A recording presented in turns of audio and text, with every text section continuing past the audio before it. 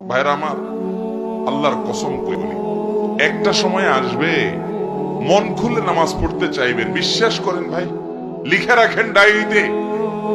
আপনাকে যদি আল্লাহ হায়াতে বাঁচিয়ে রাখেন, যুবক ভাইয়েরা, তরুণ ভাইয়েরা, একটা বয়স আসবে মনে চাইবে একটু রবকে মন খুলে সেজদা দেই, একটু লম্বা করে রুকু করি।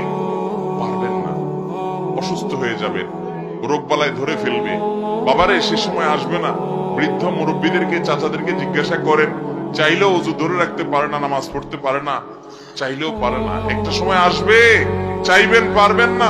নামাজটাকে সুন্দর করেন, সময় মতো পড়েন, অনেক রাকাত নামাজ পড়বেন, নফল নামাজ পড়বেন। এটার চেয়ে উত্তম হলো ফরজটা পড়লেন, মূল সুন্নত গুলাই পড়লেন, কিন্তু ধীরস্থিরতার সাথে পড়লেন।